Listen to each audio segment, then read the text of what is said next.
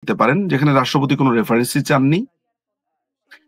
তারপর এটি ছাড়াও আরো যেটা হচ্ছে যে একটি ফুল শুনানি, একদম ফুল হিয়ারিং হবে, সেটাও হয়নি। এবং আইন মন্ত্রণালয় থেকে যে চিঠিটি ইস্যু করা হয়েছে সেটি স্বাক্ষরবিহীন, এবং সেখানে দাবি করা হয়েছে প্রধানমন্ত্রী পদত্যাগ করেছেন, সে প্রেক্ষিতে তারা রেফারেন্স চাইছে। সবকিছুই ত্রুটিপূর্ণ, অর্থাৎ আইন মন্ত্রণালয় কোনো রেফারেন্স চাইতে পারে না, চাইতে পারে রাষ্ট্রপতি, যদি রাষ্ট্রপতির কাছে প্রতীয়মান হয়। এইভাবে আইনি যে মিসহ্যাপ গুলো আমরা লক্ষ্য করেছি সেই অনুযায়ী অন্তর্বর্তীকালীন সরকার গঠিতও হয়নি, এবং এটি একটি সেই ক্ষেত্রে ইলিগাল গভর্নমেন্ট।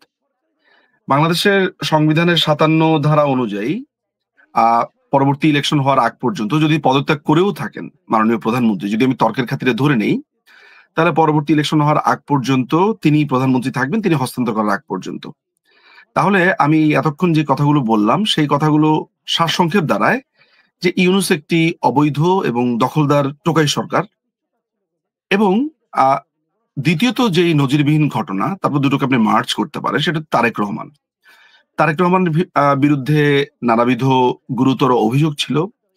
তিনি সেগুলোতে দোষী সাব্যস্ত হয়েছেন। পরবর্তী সময় অ্যাপিলেট ডিভিশনে জানা গেল যে তাকে সেই মামলাগুলো থেকে অব্যাহতি দেওয়া হয়েছে। কিন্তু এই যে অব্যাহতি দেওয়া হয়েছে, এটার বিরুদ্ধে রাষ্ট্রপক্ষ অ্যাপিল করেছে, অ্যাপিলের অনুমতি চেয়েছে। সাম্প্রতিক সময় আমরা জানতে পেরেছি সেই অ্যাপিলের অনুমতিটা আপনার একসেপ্ট করা হয়েছে, অর্থাৎ গভর্নমেন্ট এখন অ্যাপিল করবে। অর্থাৎ তারেক রহমানকে যে অ্যাপিলেট ডিভিশন অব্যাহতি দিয়েছে এটা রাষ্ট্র মানে না, রাষ্ট্র এটা নিয়ে ফার্দার আগাতে চায়। তার মানে তারেক রহমান এখনো একজন দোষী সাব্যস্ত একজন ব্যক্তি, এবং এই মামলা চলমান। তো এরকম একজন অপরাধীর সাথে রাষ্ট্রকে যিনি রিপ্রেজেন্ট বলে দাবি করছেন তিনি দেখা করাটা নজিরবিহীন। সাধারণত আমরা এই জিনিসগুলো সিরিয়াসলি কনফ্লিক্ট অফ ইন্টারেস্ট দেখা যায়। গভর্নমেন্টের অ্যাটর্নি জেনারেল যেখানে মামলা লড়ছে, সেখানে গভর্নমেন্টের হেড এসে দেখা করছে একজন আসামির সাথে।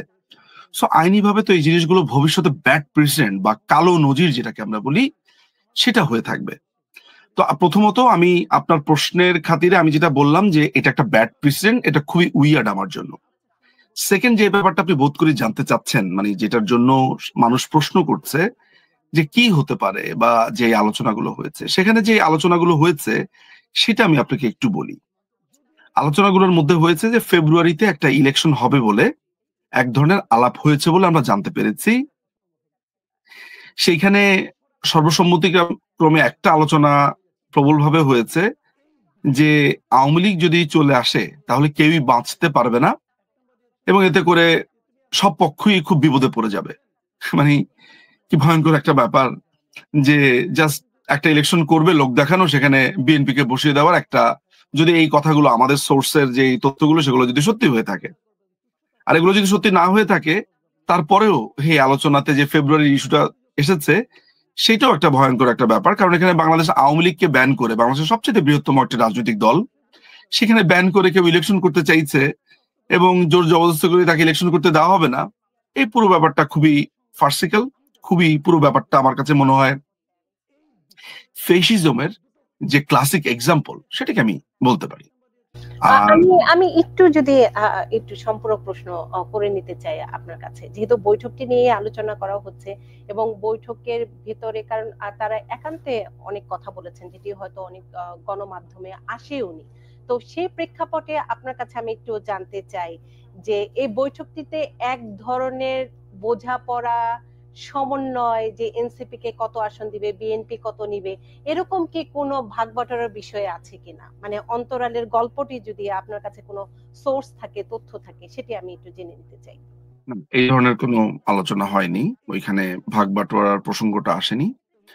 ওইখানে নিজেদের ভেতরে খোঁজ খবর নেওয়া হয়েছে, প্রথমে কুশল বিনিময় হয়েছে, তারপরে দেশের চলমান অবস্থা, তারপরে বাংলাদেশ আওয়ামী লীগকে একচোট সেখানে বকাঝকা করে নেওয়া হয়েছে। তারপরে এই যে জুলাই অগাস্টে যে জঙ্গি হামলা হয়েছে সেগুলো নিয়ে একজন আরেকজনকে পিঠ চুলকে দেওয়া হয়েছে নানানভাবে। তারপর আপনার পরবর্তী সময় ইলেকশনের ব্যাপারে আলোচনাটা শুরু হয়েছে, বিশেষ করে এপ্রিলে রোজার সময়টা সেখানে প্রসঙ্গ এসছে যে রোজার সময় ইলেকশন হওয়াটা টাফ একটা ব্যাপার, এটা কেন হবে। ডিসেম্বরের ব্যাপারে তারা কেন ইলেকশনটা চায় সেটার ব্যাপারে বিএনপি তাদের বক্তব্য দিয়েছে, এবং তারা সেটা এখনো বলেছে যে ডিসেম্বর ইলেকশন হলেও বেটার। ইউনূস এবং তার যে বাহিনী তারা বলেছে যে আসলে বিচার প্রক্রিয়াটার কথা বলেছে, সংস্কারের কথা বলেছে, যতটুকু পারা যায় তাদের দোকান গোটাতে একটু সময় লাগবে, এই ধরনের কথাবার্তা বলেছে। এখানে আরেকটি বিষয় খুবই উল্লেখযোগ্য, সেটা হচ্ছে যে খলিলুর রহমান, যিনি আমেরিকান সিটিজেন ওরফে রজার রহমান, সেই রজার রহমান সেখানে দাঁড়িয়েছিল। দুদিন আগে কিন্তু বিএনপি তার পদত্যাগ চেয়েছে এবং ইন্টারেস্টিং ব্যাপার হচ্ছে সেও সেখানে ছিল। ফলে বিএনপির আগের 1 সপ্তাহ বা 2 সপ্তাহ আগের চাওয়া আর যার বিরুদ্ধে এই আন্দোলন বা যে দাবি সেই সেখানে উপস্থিত, দুটো ব্যাপার খুবই, এখানে অনেক কিছুই কন্ট্রাডিক্টরি। তো ওই ভাগাভাগির কথাটা হয়নি সেখানে, আসলে এই আলাপগুলো হয়েছে। এবং দর্শক একটু বলে রাখতে চাই, দর্শক হয়তো ভাববেন যে আমি কেন একজন নিজুম মজুমদার, ব্যারিস্টার নিজুম মজুমদারকে নিয়ে অনুষ্ঠান করছি। বিএনপির আরেকজন থাকার কথা ছিল, সামহাও তিনি জয়েন করেননি। তিনি পেলে হয়তো তাদের বক্তব্যটিও আমরা নিতে পারতাম, কারণ টক শো মানেই হচ্ছে দুই পক্ষের মতামত গুলো নিয়ে, যেটি আমি সবসময় চেষ্টা করি। আমি এক্ষেত্রে আরেকটি বিষয় একটু জেনে নিতে চাই। যেমন আমার অনেক দর্শকই একটু আপনার কাছে যেমন উইয়ার্ড লেগেছে, আরেকটি বিষয় আমাদের কাছে একটু খটকা লেগেছে। তারেক রহমান দেশে যেতে পারছেন না, অথচ ডক্টর মোহাম্মদ ইউনূস এসে লন্ডনে এসে তারেক রহমানের সাথে বৈঠক করলেন। মানে এটি কেমন হলো?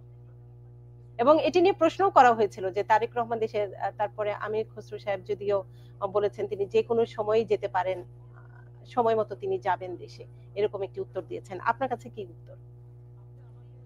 তারেক রহমান একটা দীর্ঘদিন ধরেই সময় মতো যাবেন বলে আমরা জানতে পেরেছি। আপনি জানেন যে তিনি 2008 সালে ইংল্যান্ডে আসেন চিকিৎসার জন্য এবং সিন্স দেন তিনি সেখানেই আছেন এবং আস্তে আস্তে তিনি তার যে রাজনৈতিক দলটি আছে সেটির ভারপ্রাপ্ত চেয়ারম্যান হন এবং রাজনৈতিক কর্মকাণ্ড তিনি অন্য দেশের মাটি থেকেই আপনার চালু রাখেন।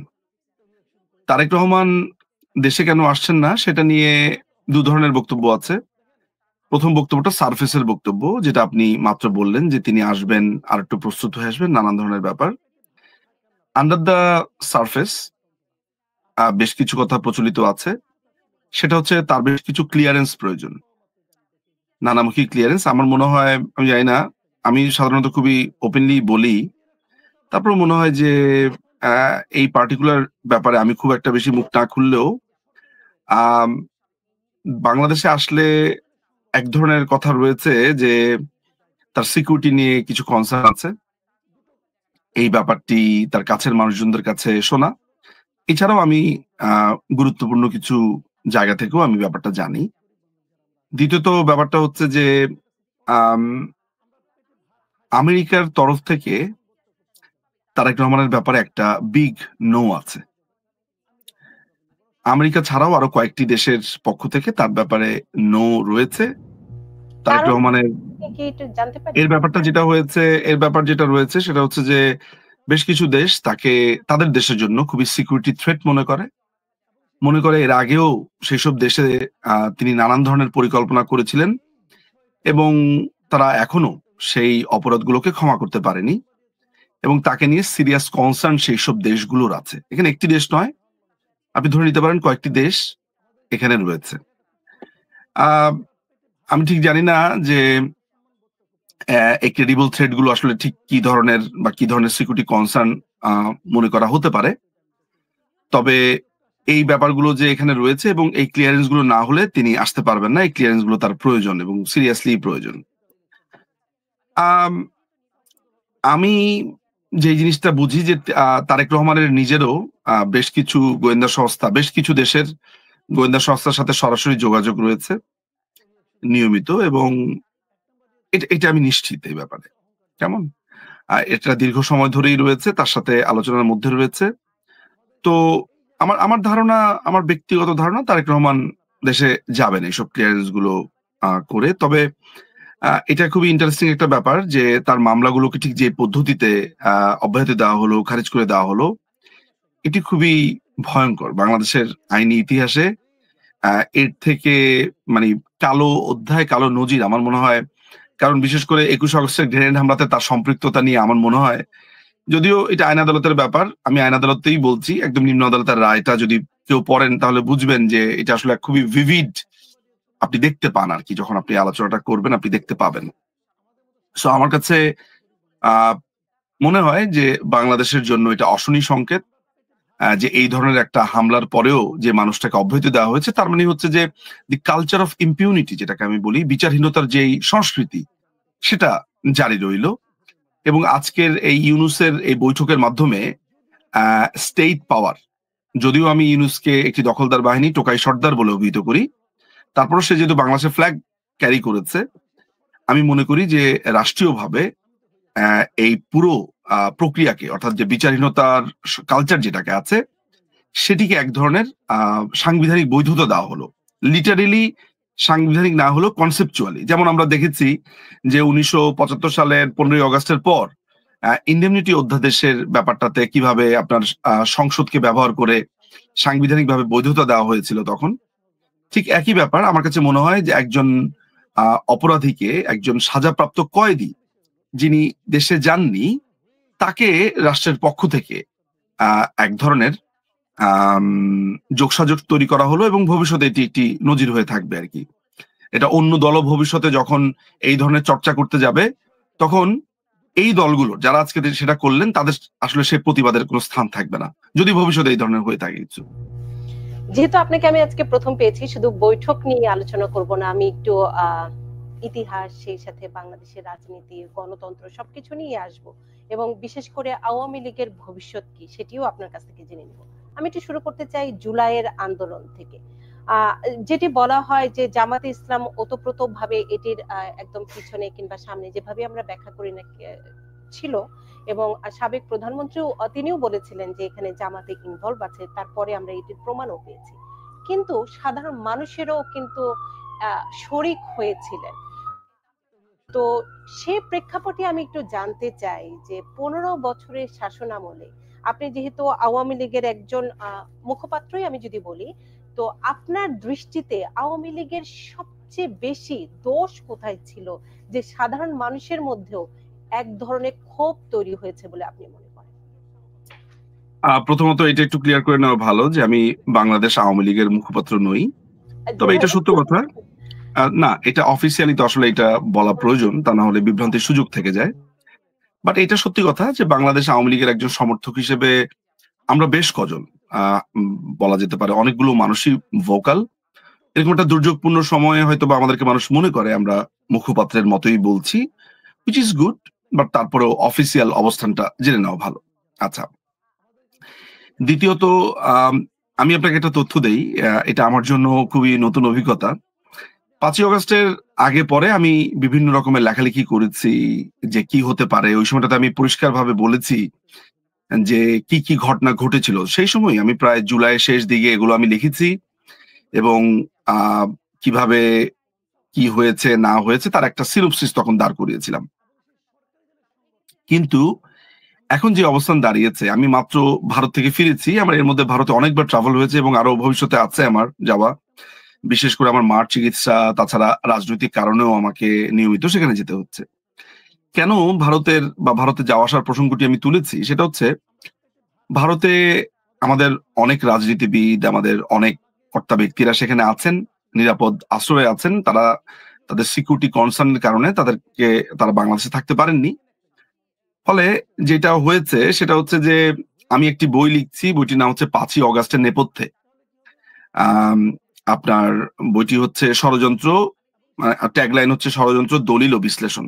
5ই আগস্টের নেপথ্যে ষড়যন্ত্র, দলিল ও বিশ্লেষণ। এই বইটি লিখতে গিয়ে আমি বেশ গুরুত্বপূর্ণ অনেক মানুষের, বেশ গুরুত্বপূর্ণ, বেশ মানে বেশ, এই ঘটনাগুলোকে সামনে থেকে দেখেছেন। সেখানে সরকারি কর্মকর্তা, তারপরে হচ্ছে প্রশাসনিক কর্মকর্তা, তারপরে সিকিউরিটির কর্মকর্তা থেকে শুরু করে রাজনীতিবিদরা তো আছেনই, একদম গুরুত্বপূর্ণ রাজনীতিবিদ। অনেক মানুষের সাক্ষাৎকার নেওয়ার আমার সৌভাগ্য হয়েছে, আরো বাকি আছে সামনের দিনগুলোতে, আরো প্রায় 15-20টা সাক্ষাৎকার। এরই মধ্যে আমি প্রায় 15টার মতো বা 15 থেকে 18টার মতো আমি সাক্ষাৎকার নিয়েছি। আমার কাছে এক একটা সাক্ষাৎকার কিন্তু আমার, যেহেতু এগুলো কখনোই সাক্ষাৎকারগুলো প্রকাশিত হবে না, এই সাক্ষাৎকারগুলো জিস্ট গুলো আমার বইতে থাকবে। তো 5 ঘন্টা 6 ঘন্টা এক একটা সাক্ষাৎকারের মেয়াদকাল আমি যখন নিয়েছি, একটা লম্বা সময় ধরে কথা বলেছি। সেই সকালে হয়তো বা সাক্ষাৎকার নিয়েছি, দুপুরবেলা শেষ হয়েছে, খুঁটিনাটি জিজ্ঞেস করেছি। সেইখান থেকে অনেকগুলো তথ্য আমি জানতে পেরেছি। সেগুলো আমার বইতে থাকবে, বাট আপনার বোঝার জন্য, আপনার দর্শকদের বোঝার জন্য একটা কথা বলি। সেটা হচ্ছে, দেখেন, এটা বিএনপি আওয়ামী লীগের ব্যাপার আমি আনবই না। আম নুপুরাপা, আমরা আসলে একটা সার্বভৌম রাষ্ট্র না। এটা প্রথমে আপনাকে মাথায় রাখতে হবে। মাঝে মধ্যে আপনার খুব কান্না পাবে। আপনি আবেগের বশবর্তী হয়ে আমি একটু সার্বভৌম রাষ্ট্র না, যদি সংজ্ঞায়নটি একটু জেনে নিতে চাই যে কোন এটাই বলছি আমি।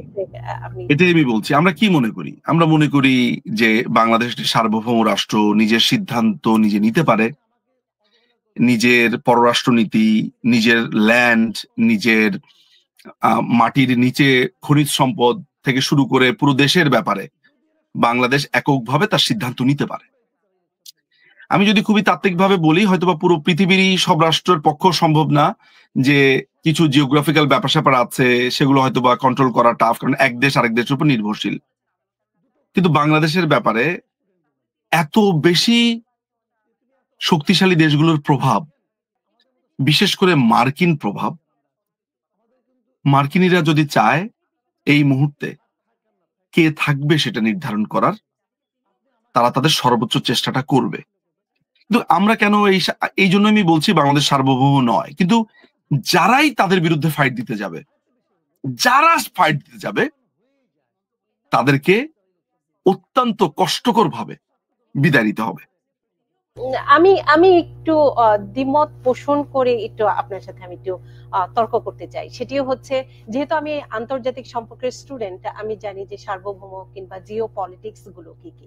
আমেরিকার প্রভাব যেহেতু বাংলাদেশের ভৌগোলিকভাবে এমন একটি অবস্থানে, সে কারণে আকর্ষণ করবে অন্য কোনো দেশের, কিংবা আপনি যদি জাতীয় নিরাপত্তা, এদিক দিয়ে ভূ রাজনৈতিক তত্ত্ব যেভাবে আপনি বিশ্লেষণ করেন কিনা, পাকিস্তান, আফগানিস্তান, ভারত ওদিকে চায় না।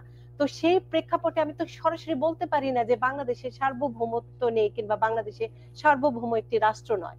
আপনি ভূ রাজনৈতিক গুরুত্ব এক জিনিস, আর সার্বভৌমের সংজ্ঞায়ন আরেক জিনিস। তো সেটি কিভাবে আপনি করবেন? আপা, আমি একটা কথা বলি, তর্ক করলে সারা রাত আপনার সাথে আমি তর্ক করতে পারবো, বিতর্ক করলে করতে পারবো, আমরা দুজনই জানি।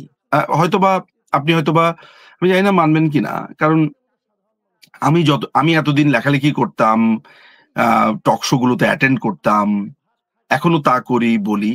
আমার একটা আলাদা চরিত্র ছিল যে আমি বাংলাদেশ আওয়ামী লীগের হয়ে বুদ্ধিবৃত্তিক যে চর্চাটা, সেটার একটা সামান্য আমি সহযোগিতা করি। আমি 5ই অগস্টের পরে আমি চাই কিংবা না চাই বাংলাদেশের রাজনীতিতে কোনো না কোনো ভাবে আমি ঢুকেছি, কোনো না কোনো ভাবে সময় আমাকে এখানে টেনে নামিয়েছে, এনেছে। আমি অনেক বাস্তবতার মুখোমুখি হয়েছি। আমি বাস্তবতাটা খুবই এত বেশি কষ্টের যে বইতে যা লেখা আছে বাস্তবতা অমন নয়, বাস্তবতা অনেক কঠিন। আপনি ডিপসি যেটা আছে, এটা আপনি রাশিয়াকে দিতে পারবেন না।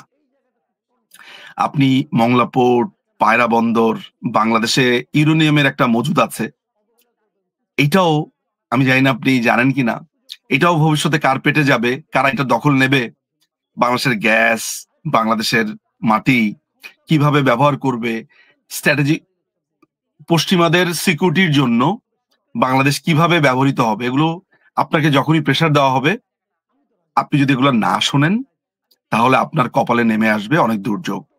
আমি আপনাকে একটা কথা বলে রাখি, সেটা হচ্ছে যে আমি তো ধরেন একটা দলের, আমার একটা সমর্থন আছে, একটা দলকে আমি সমর্থন করি, ভালোবাসি, অনুরাগ আছে। আমার কথাটাকে আপনি হয়তোবা কোনো কোনো জায়গাতে খারিজ করে দিতে চাইবেন, কিন্তু বাংলাদেশে নিশ্চয়ই একদিন মানুষ অনেকগুলো সত্য জানতে পারবে। তারা জানবে তাদের এই ভূখণ্ডে, তাদের এই দেশের মাটিতে একজন সাহসী মানুষ ছিলেন, যিনি, যার সাহস ছিল আকাশ ছোঁয়া। বঙ্গবন্ধুর পর, বঙ্গবন্ধু শেখ মুজিবুর রহমানের পর, সেই মানুষটির আকাশ ছোঁয়া সাহস ছিল। সেই মানুষটি দীর্ঘ 15 বছর এই রক্তচক্ষুকে এমন ভাবে খেলেছেন যে পশ্চিমারাও খেয়ে হারিয়ে ফেলেছিলেন, যে একবার এখানে একবার সেখানে। অর্থাৎ তিনি শুধু নিজের সার্বভৌমত্ব ধরে রাখার জন্য তিনি নানান ভাবে এদেরকে খেলিয়েছেন, শুধু শুধু এই দেশটার জন্য। তিনি আর কেউ নন, তিনি শেখ হাসিনা। আমার আমার কথাতে আপনি অনেক অনুরাগ পাবেন, আমার কথাতে আপনার কাছে মনে হবে দূর, ও তো বলবেই।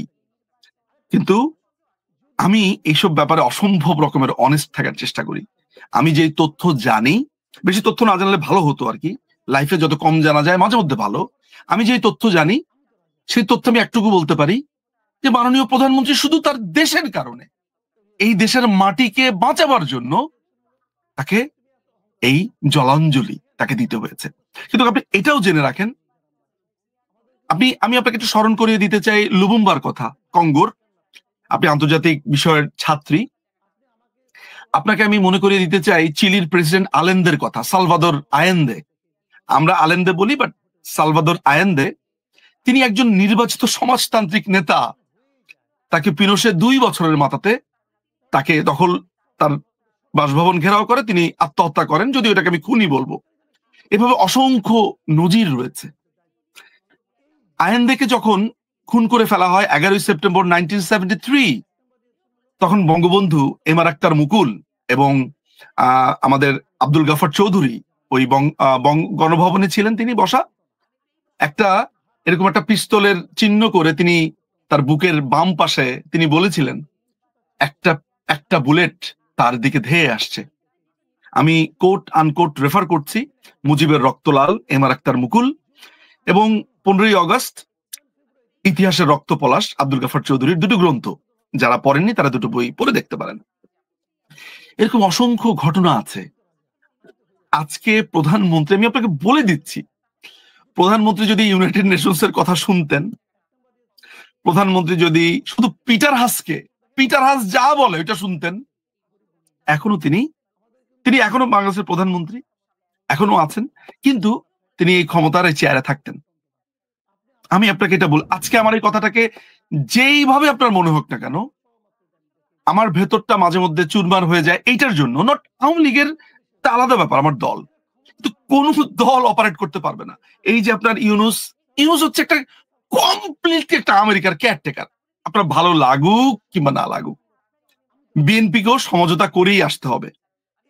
দেখুন, আমেরিকা আনপপুলার বাংলাদেশে হতে চায় না। তারা পরিষ্কার করে ইউনুসকে বলে দিয়েছে যে তুমি এটা পারবে না, আমরা যা চাই তুমি এটা পারবে না। বাংলাদেশের মানুষ আমাদের বিরুদ্ধে ফুঁসে উঠেছে। সো তারা বলছে যে বাংলাদেশে ইন্ডিয়ার বিরুদ্ধে একটা বড় ধরনের বিদ্বেষ আছে, আমেরিকা এটাকে খুব ভয় পায়। আমেরিকা মনে করে যে তারা এই জিনিসটাতে যাবে না, এই কনফ্রন্টেশনে যাবে না। তারা তখন সরকারের পর সরকার দিয়ে নানান ধরনের চেষ্টা করবে। এখন তারা পরবর্তী যাদেরকে ক্ষমতায় আনবে তাদেরকে দিয়েই চেষ্টা করবে। আমি আপনাকে এটা বলে রাখলাম, এটা আমার কথা নয়। মাইক বেঞ্জ কদিন আগে কি বলেছে আপনার, এটা কার সাথে যেন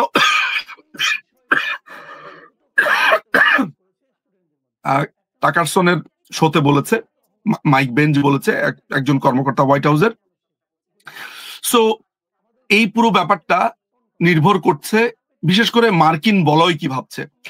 একটা কথা মাথায় রাখবেন যে আমি আমার বইটাতে আপনারা এমন সব তথ্য পাবেন, আমি তো পুরোটা বলতে পারি না। আমি যুক্তরাজ্যের অ্যাম্বাসেডরের কথা বলি, দিনের পর দিন ষড়যন্ত্র করে গেছে। এই যে গোয়েন লুইস যেই ভদ্রমহিলা আছেন ইউনাইটেড নেশনস এর আমাদের বাংলাদেশের যিনি হেড, তিনি প্রকাশ্যে ঘোষণা দিয়েছিলেন যে আওয়ামী লীগকে তারা উৎখাত করবে। কলকাতাতে আমেরিকান হাই কমিশনের যে লোকগুলো আছে তারা হাই কমিশনের নিয়মিত এইভাবে বলতেন কথা।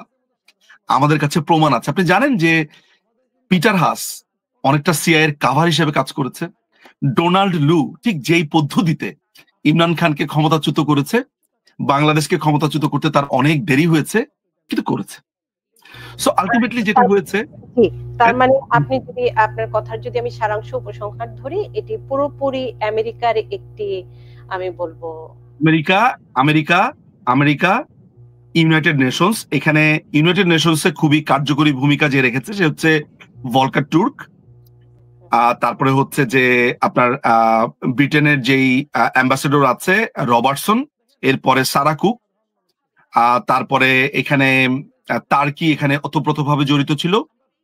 চায়না দূরে দূরে থেকেছে, বাট চায়নার এখানে ইন্ধন ঠিক ওই অর্থে না। চায়নার ইন্ধনটা একটু ইন্টারেস্টিং, সেটাতে আমি পরে হয়তো আসবো। কিন্তু টার্কির এখানে সরাসরি অর্থ বিনিয়োগ ছিল, কাতারের এখানে সহযোগিতা ছিল। এরা সবাই একজোট হয়েছে। এর কারণ হচ্ছে বাংলাদেশ তার ডিপসির ব্যাপারে একটা বড় সিদ্ধান্ত নিয়েছিল, তার পোর্টগুলোর ব্যাপারে সিদ্ধান্ত নিয়েছে। মায়ানমারের যেই আমেরিকার যে মায়ানমার অ্যাক্ট আছে, প্রধানমন্ত্রী এটাকে কমপ্লিটলি নো বলেছে। আরো অনেক ঘটনা, বিশেষ করে সিলেটে ইউরেনিয়ামের একটা মজুদ আছে, আপনারা হয়তোবা সেটা জানবেন। এটার দিকেও নজর আছে। রাশিয়ার একটা প্রজেক্ট আছে যেটা আমেরিকা ভালোভাবে নেয়নি। এই ছাড়াও আমাদের যেই এয়ারবাস যেটা আছে, অর্থাৎ বোয়িং নেত্রী কেনেন নাই, বোয়িং কিনবেন না তিনি এয়ারবাস কিনবেন। এটাও একটা বড় ধরনের বাণিজ্যের একটা ওদের ভয়ঙ্কর রকমের আপনি বলতে পারেন অসম্মতি ছিল। তিনি চায়নার সাথে তার বাণিজ্যকে খুব বাড়িয়েছিলেন, যেটা আমেরিকা খুবই বাঁকা চোখে দেখেছিল এবং তারা নিতে পারেনি। এবং আরেকটি গুরুত্বপূর্ণ ব্যাপার, ইন্দো প্যাসিফিকে যে কোয়াডের যে বিষয়টা ছিল, সেখানে বাংলাদেশ যে 15 আউটলুক দিয়েছে, এটা মার্কিনীরা খুবই বাজেভাবে নিয়েছে। ব্যাপারটাকে মনে করেছে যে এরা এত ছোট একটা রাষ্ট্র আমাদের সাথে এইভাবে পাঙ্গা নিয়েছে, এটার প্রতিশোধ তারা নেবে। এই প্রেক্ষাপটে আমি আরেকটি প্রশ্ন করব, তবে দর্শকরা অনেকে অনেক প্রশ্ন করছেন। তবে দর্শক, আপনাদের কাছে আমি বলে রাখতে চাই, আপনাদের যদি কোনো সুস্পষ্ট প্রশ্ন থাকে সেই প্রশ্নগুলোই আমি শুধু নিব, অন্য কোনো প্রশ্ন নিব না। SMK আহসান বলেছেন, সাবেক রাষ্ট্রপতি বিচারপতি শাহাবুদ্দিন সাহেবের মতো সৎ লোক আর কে দেখতে পাবো কিনা, কি বলবেন আপনি? কার মতো সৎ লোক? সাবেক বিচারপতি শাহাবুদ্দিন সাহেবের কি হয়েছে? তার মতো সৎ মানুষ আর দেখতে পাবেন কিনা বাংলাদেশে? মানে প্রশ্নটা খুবই আমার কাছে ইন্টারেস্টিং কোশ্চেন। সেটা হচ্ছে যে একজন মানুষ আসলে আরেকজন মানুষের কাছে ঠিক কোন কোন স্কেলে সৎ, এবং সেই স্কেলটা বিবেচনা করে ওরকম আরেকজন মানুষকে দেখার যে সম্ভাবনা, সেটা তো খুবই একটা থিওরিটিক্যাল কোশ্চেন। আসলে বাংলাদেশে আমি যেমন শাহাবুদ্দিন সাহেবের ব্যাপারে আমি কখনো তাকে অ্যাবসলিউট সৎ বলি না, আবার অ্যাবসলিউট অসৎ বলি না। আমার তার নানান ধরনের স্টেপে ভিন্ন মত রয়েছে। তবে তিনি নিশ্চয়ই একজন ভালো বিচারপতি ছিলেন। তার মতো ভালো বিচারপতি লেখেন, রায় দেন, এই ধরনের পাওয়া যাবে কিনা সেটা নিয়ে আলোচনা হতে পারে। কিন্তু রাজনৈতিকভাবে তার যে সততার প্রশ্ন আসছে, সেটাকে আমি ভাউচ করি না। আমি মনে করি যে ওটাকে আমি একটা স্ট্যান্ডার্ড পয়েন্টে নিতে পারি না। ফলে ওরকম কেউ আসুক, সেটা আমার জন্য আশঙ্কার। এবং আরেকটি বিষয় আপনার কথা প্রসঙ্গের জের ধরে আমি এটা করতে চাই, সেটি হচ্ছে সাধারণ মানুষের যেটি বলে, কারণ আপনার অন্যের মতামত শোনার ধৈর্য কিংবা আমরা বলি সৌজন্যবোধ, সেটিও থাকতে হবে। তো সেই প্রেক্ষাপটে আপনি বলছিলেন, যেহেতু সাবেক প্রধানমন্ত্রী অনেকেরকে সন্তুষ্ট করতে পারেনি, আমেরিকা, কাতার অনেকেরই ক্ষমতায় থাকতে পারেনি, কিন্তু তার বিপরীতে যারা সমালোচক কিংবা অন্য মতাদর্শের মানুষ, অন্য দলের মানুষ, যারা আওয়ামী লীগকে পছন্দ করেন না, তারা বলেন যে ক্ষমতায় টিকে থাকার জন্য সাবেক প্রধানমন্ত্রী সবকিছুই দিয়ে দিয়েছেন ভারতকে। আপনি কি বলবেন? দেখুন, এই আলোচনা তো মনে হয় এই জায়গাতে খুবই বেশি এভিডেন্ট আমাদের কাছে। আমরা যেটাকে বলি যে একেবারে প্রমাণিত, সেটা হচ্ছে যে প্রথমত ভারতের 26 লক্ষ লোক এখানে চাকুরি করে। আপনার মোহাম্মদ নজরুল ইসলাম ওরফে আসিফ নজরুল, এই অবৈধ সরকারের আইন উপদেষ্টা, তিনি বলেছেন তিনি এখনো পর্যন্ত সেটা ডাটা দিতে পারেননি, নাম্বার 1। তার মানে এটা মিথ্যা প্রচারণা ছিল।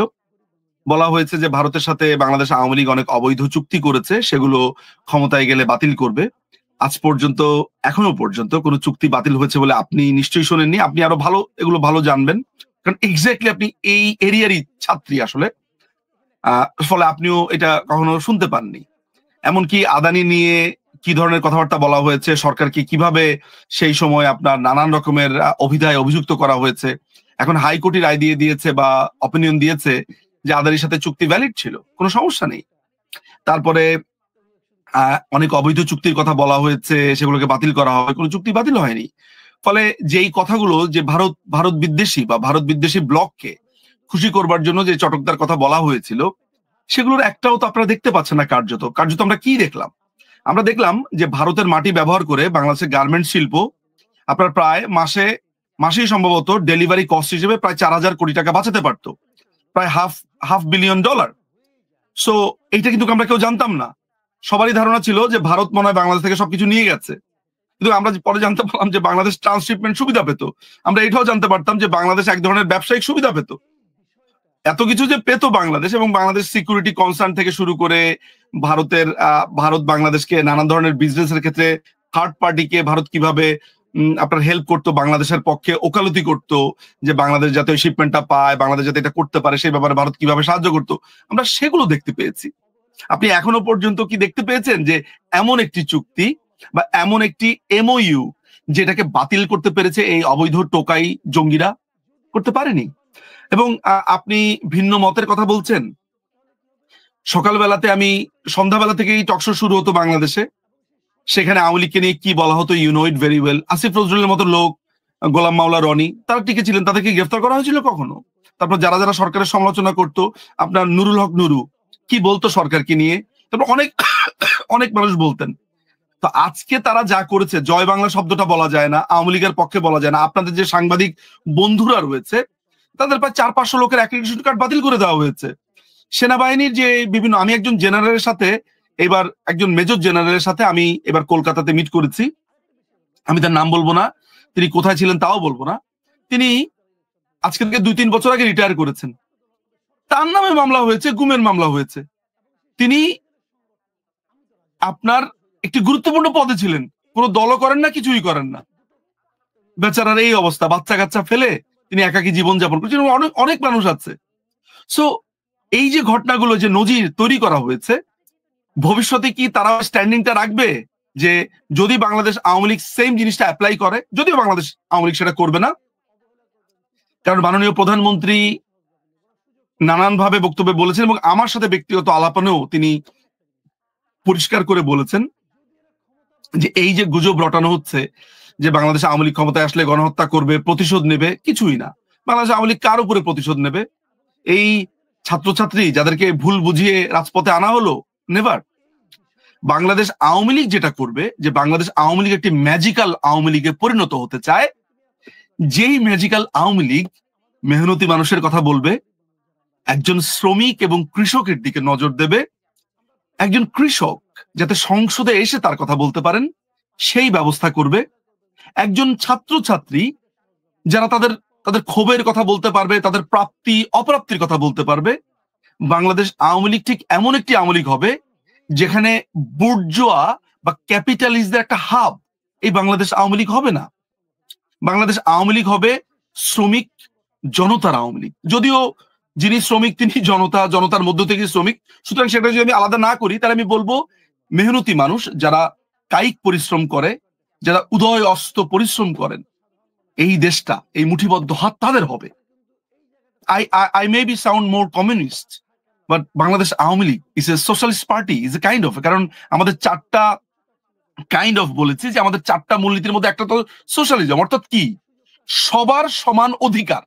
আমি সোশ্যালিজম বলতে মূলত এটাই বুঝি, সমান অধিকার, মানবিক মর্যাদা, বিচার বিচার বিচার প্রার্থিতার সমস্ত সুযোগ সুবিধা, অর্থাৎ সম্মান। এই প্রত্যেকটা জিনিস আওয়ামী লীগ দিয়েছে। মানুষ আফসোস করছে, এগুলো তো আমরা শিখিয়ে দেইনি।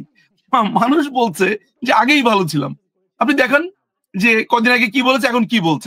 আপনি কান পাতুন, আপনি কান পাতলে শুনতে পাবেন। সুতরাং বাংলাদেশ আওয়ামী লীগ, সাদ্দাম বলেছে, আমি জাস্ট এই লাইনটা বলি, আমাদের বাংলাদেশ ছাত্রলীগের যিনি সভাপতি তিনি একটা চমৎকার কথা বলেছেন যে বাংলাদেশ আওয়ামী লীগ ভয়ঙ্কর হয়ে ফিরবে না। বাংলাদেশ আওয়ামী লীগ ওই ভ শব্দটা দিয়েই ফিরবে, কিন্তু অনুসার অন্ত্যেষ্টিয়কার এই ভয়ঙ্কর থাকবে না, ভ থাকবে, সাথে থাকবে র আর দন্তাস্ব আকার, অর্থাৎ ভরসা হয়ে ফিরবে বাংলাদেশ আওয়ামী লীগ। কতদিন লাগতে পারে? কারণ আমরা বর্তমান বাংলাদেশের প্রেক্ষাপটে যেটি দেখছি, আপনি যে কথাটি বলেছেন সেটির সত্যতা নিশ্চিত করেই বলছি, কারণ আমরা গণমাধ্যম কর্মী, আমরা জানি আওয়ামী লীগ কখনোই কোনো কমিটিতে নাই। শুধু আওয়ামী লীগ কিংবা মুক্তিযোদ্ধার সন্তান এমন মানুষকেও হেনস্থা করা হচ্ছে বাংলাদেশে, যেহেতু তার বাবা ফ্রিডম ফাইটার ধরেই নেওয়া হয়, তারা আওয়ামী লীগ পরিবারে, এমন মানুষকেও হেনস্থা করা হচ্ছে বাংলাদেশে। এবং গণমাধ্যমের অনেক আমার সহকর্মী বলেন যে, কারণ আমার চোখের সামনে আমি টেলিভিশন বন্ধ হতে দেখেছি, সিএসবি, চ্যানেল 1, আমার চ্যানেল ছিল, সেগুলো বন্ধ হতে দেখেছি। সেই প্রেক্ষাপটে তারা বলেন যে নূপুর, এখন তো তুই আগে ভয় পেতে হচ্ছে বন্ধ হয়ে যাওয়ার, এখন তো জ্বালাও পোড়াও কিংবা মৃত্যুর যে আশঙ্কা সেটি করা হয়। তো সেই প্রেক্ষাপটে আওয়ামী লীগকে এত সহজে ফিরবে? দেখুন, বাংলাদেশ আওয়ামী লীগ গত 76 বছরে আপনি আমি জানি না আপনি কোন পাসপোর্ট ক্যারি করেন। আমার আমার একটা সবুজ পাসপোর্ট রয়েছে। আমি নিশ্চিত যে আপনারও একটি সবুজ পাসপোর্ট রয়েছে, যদি অন্য কোনো দেশের নাগরিকত্ব থেকেও থাকে একটি সবুজ পাসপোর্ট আপনার রয়েছে। যে বাংলা ভাষায় কথা বলছেন বা আমরা যেটা, সেটা কে দিয়েছে, কার নেতৃত্বে? আমি বলবো না এটা আওয়ামী লীগ দিয়েছে, আমি বলবো আওয়ামী লীগের নেতৃত্বে সাধারণ জনগণকে সাথে নিয়ে এটা অর্জিত হয়েছে। বাংলাদেশ আওয়ামী লীগ এই দেশকে, পুরো দেশ, তার ভাষা, মানুষ, নারী নেতৃত্বের কথা ধরেন, গত 15 বছরে নারীর ক্ষমতায়ন কি পর্যায়ে গেছে আপনি নিশ্চয়ই জানেন সেটি। সো বাংলাদেশ আওয়ামী লীগ কি করেছে না করেছে এই রাষ্ট্রে, এগুলো সবই দৃশ্যমান। উন্নয়নের কথা আমি একবার বলবোই না, মানুষই বলুক। কিন্তু আওয়ামী লীগের এই পুরো পথটা সেই 76 বছর, তো 1948 এত ছাত্রলীগের অবশ্য, মানে গত 76 বছর যদি আপনি ধরেন, সে পুরো 76 বছর আওয়ামী লীগের এই পথটা কিন্তু ছিল বেশ চড়াই উতরাই। আমরা স্ট্রাগল কবে করিনি আপনি আমাকে বলুন? আমাদেরকে ব্যান করা হয়েছে, 21 বছর আমরা রাজনীতি করতে পারিনি 75-এর পর, বা আমাদেরকে নানানভাবে দমিত করা হয়েছে, আমরা কথা বলতে পারিনি, জয় বাংলা শব্দ উচ্চারণ করতে পারিনি। ফিনিক্স পাখি চেনেন? ফিনিক্স পাখি যিনি ছাই থেকে যিনি উঠে দাঁড়ান, এবং যে দলটি বারবার ছাই থেকে উঠে দাঁড়ান, তার নেত্রী হচ্ছে একজন নীলকণ্ঠী পাখি, যিনি লিটমাস পেপারের পরে, লিটমাস পেপারের মতো সমস্ত দুঃখ, বেদনা, কষ্ট এগুলো তিনি চুষে নেন। তার শরীরে যেই বেদনার দাগ, তার শরীরে যে অ্যাগনি, যে পেইন, আপনি চিন্তা করুন তো, যার ফ্যামিলিকে মেরে ফেলেছে এক রাতে, এক ভোরে, তিনি 1981 থেকে এই দেশকে সার্ভ করছেন নানানভাবে। এই মানুষটি আমাদের চোখের সামনে একটা লিভিং লেজেন্ড। এই মানুষটি জানেন, আমার মতো একজন ক্ষুদ্র মানুষের খোঁজ নেন, আমি কাশ দিচ্ছি কেন, কাশি হচ্ছে কেন, আমার শরীর ভালো কিনা, ঠিক একই মাদারলি উইমেন। যে মানুষটা ঠিক একইভাবে তার নেতা কর্মী থেকে প্রত্যেকটা মানুষের খোঁজ খবর রাখেন, সেই দলটা হোঁচট খাবে, কারণ এই দলটা মানুষের কথা বলে, আর মানুষের কথা যারা বলে মার্কিন ইঙ্গো সাম্রাজ্যবাদীদের চক্ষুশুল তারাই হয়। আমি এই ক্ষেত্রে এই যে সহজের কথা বলছেন, সহজ বলতে একটা সংগ্রামের মধ্য দিয়ে আমাদেরকে আসতে হবে, এবং এই ফেরাটা, এই সংগ্রামের মধ্যে দিয়ে ফেরাটা, ব্যাপারটা কি জানেন?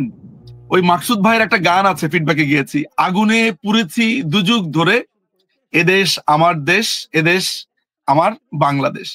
আমাদেরকে আমরা অনেকগুলো স্ট্র্যাটেজি আমাদের আছে, কাজ হচ্ছে, আমরা আগুনে দগ্ধ হচ্ছি, এই বিট্রেয়াল, এই পুরো ঘটনাতে আমরা আগুনে পুড়ে পুড়ে খাঁটি হচ্ছি, এবং আমরা খুব শক্তিশালী এবং ভরসার জায়গা হয়ে ফিরবো, এবং খুব দ্রুত ফিরবো। আপনি নিশ্চিন্ত থাকতে পারেন, আমি বলছি আপনাকে। এক্ষেত্রে আমি একটা সম্পূরক প্রশ্ন করে ফেলতে চাই, সেটি হচ্ছে সাবেক প্রধানমন্ত্রী মাননীয় যিনি ছিলেন শেখ হাসিনা, তাকে যেমন অনেকেই না না না না না না না, ভুল কথা, সাবেক প্রধানমন্ত্রী তো না। সাবেক প্রধানমন্ত্রী কেন বলছেন? আপনি বর্তমান প্রধানমন্ত্রী বলতে চান? না, আপনি কি বলতে চান? আমি সাবেক প্রধানমন্ত্রী বলতে চাই। কেন? আপনার যেই আমি আপনাকে যদি বলি বিশ্লেষণ, সাধারণ মানুষের যে বিশ্লেষণ, না, আমি তো এটা তো একটা না না না, সাধারণ মানুষ যদি আজকে সূর্য দেখে বলে চাঁদ উঠেছে, সাধারণ মানুষ সূর্য দেখে চাঁদ বলতে পারে, আপনি চাঁদ বলবেন? আপনাকে সেটি মেনে নিতেই হবে। কোনটা মেনে নিব? যে সাধারণ মানুষ সূর্যকে চাঁদ বললে? তাহলে তো গড মাস্ট বি ক্রেজি একটা মুভি আছে, আপনার হেলিকপ্টার থেকে, আমি বলি আপনাকে, আমি আপনাকে বলি, হেলিকপ্টার থেকে কোকের বোতল পড়লে ওইটাকে যদি ওই গড মাস্ট বি ক্রেজির মুভির মতো কেউ গড মনে করে, তাহলে তো সেটা গড হয়ে গেল না। সাধারণ মানুষ কেন, পৃথিবীর কোটি কোটি কোটি কোটি মানুষ যদি আমাকে যুক্তি দিয়ে বোঝায়, আইন তো তাতে চেঞ্জ হয়ে যায় না? ফলে আমাকে আইনি পদ্ধতিতে কথা বলতে হবে। আইনের ভাষায় আপনার কাছে আমি বিতর্ক করতে যাব না, কারণ আপনি হচ্ছেন ব্যারিস্টার মানুষ, আমি আইনের ভাষায় না, এটাই তো স্বাভাবিক। প্রধানমন্ত্রী তো কোনো পদত্যাগ দেননি, পদত্যাগ পত্র দেননি, সেই নাটকের হিসেব নিকেশ আমরা গণমাধ্যমের। না, এটাকে নাটকই বা বলছেন কেন? আমি সেটাই বলছি যে না, একটা জঙ্গি হামলার কথা বলতে পারেন, একটা জঙ্গি হামলা হয়েছে, কারণ হচ্ছে বর্তমান যারা আছেন অন্তর্বর্তীকালীন সরকার, তাদের না, তো এটা তো অন্তর্বর্তীকালীন সরকার না, অন্তর্বর্তীকালীন সরকার বলে তো কিছু নাই। নিজুম মজুমদার, আমি এই বিষয়টি নিয়ে তর্ক আরেকদিন করব। আমার যে প্রশ্নটি আছে সেটি হচ্ছে, আওয়ামী লীগের এই যে হাল ধরে রাখা, আপনি মাননীয় শেখ হাসিনার কথা বলছিলেন, তারপর কে হাল ধরবে? কারণ তারপর তো আমরা ওরকম নেত্রী কিংবা ওরকম নেতা, যে কারণে অনেকেই সন্দিহান, এই প্রশ্নটির উত্তর দেন। আমরা আরেকদিন বসবো, কারণ আজকে যেহেতু আমার আরেকজন নেই, অন্য দলের মুখপাত্র, সে কারণে আমি আপনার সাথে বিতর্ক করতে চাই না, আমি সঞ্চালক হিসেবে আমি শুধু প্রশ্নই করতে চাই আপনার কাছ থেকে। তো এটি বাংলাদেশ আওয়ামী লীগে আমি আমি আপনার নাম বললে আমি অনেক নাম বলতে পারি আপনাকে, সম্ভাব্য ভবিষ্যতের বাংলাদেশ আওয়ামী লীগকে হাল ধরার জন্য লিডার, এমন অনেক মানুষের নাম আমি একের পর এক আপনাকে বলে দিতে পারবো। কিন্তু বাংলাদেশ আওয়ামী লীগ এখন আমরা যাকে ঘিরে আবর্তিত হই, মহাবিষ্ট হয়ে থাকি, যার অনুরাগী, আমাদের দলে আমি যেমন সমর্থক, আমাদের সমর্থকে নানান ধরনের মতদ্বৈততা থাকে, নেতাদের মধ্যে মতদ্বৈত থাকে, কর্মীদের মধ্যে মতদ্বৈততা থাকে, কিন্তু যেই বিষয়ে সামান্যতম কোনো মতদ্বৈততা নাই, সামান্য, বিলিভ মি, কেউ উনাকে কোনো ধরনের ব্লেমও করেন না, বলেনও না, তিনি হচ্ছেন শেখ হাসিনা। আমরা in Sheikh Hasina we trust, in Sheikh Hasina we believe. এইটা আমাদের কাছে একটা একটা একটা একটা পীঠ স্থান। হ্যাঁ, কিন্তু মাননীয় প্রধানমন্ত্রী, বাংলাদেশ আওয়ামী লীগের সভানেত্রী শেখ হাসিনা, তিনি নির্ধারণ করবেন তার পরবর্তী নেতৃত্বে কে আসবে, সেটা নিশ্চয়ই আপনারা জানতে পারবেন। কিন্তু বাংলাদেশ আওয়ামী লীগে তরুণ নেতৃত্ব আছে, বাংলাদেশ আওয়ামী লীগে প্রবীণ নেতৃত্ব আছে, অভিজ্ঞ নেতারা আছেন, নেত্রীরা আছেন। বাংলাদেশ আওয়ামী লীগে আছে একটা স্ট্রং তৃণমূল, যারা প্রাণ ভোমরা এই দলটির। এই যে আমি আজকে প্রোগ্রাম করছি, এই তৃণমূল রাত জেগে প্রোগ্রাম দেখছে। আপনি কমেন্ট দেখুন, তারা রাত জেগে জেগে প্রোগ্রাম দেখছে দলটার জন্য। 9 মাসে, গত 10 মাসে ঘর থেকে একটা লাইট জ্বালায়নি, মোমবাতি জ্বালিয়ে ঘরে আছে এমন নেতা কর্মীরা আছে, মৃত্যুর আগ মুহূর্তে বলে গেছে জয় বাংলা। মৃত্যুর আগ মুহূর্তে পেটাচ্ছে, মারছে, জবাই করছে, বলে জয় বাংলা।